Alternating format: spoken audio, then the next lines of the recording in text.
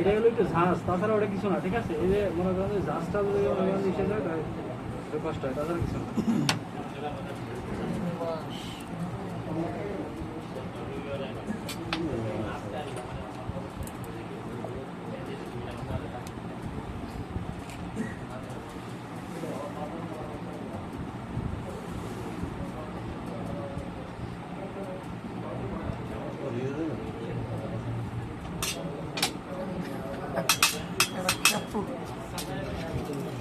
কারণ যেগুলো যাদের যাদের বড় বড় আছে বুঝছেন, তাদেরটা আরো আর একবার লাগাতে হতে পারে, ঠিক আছে?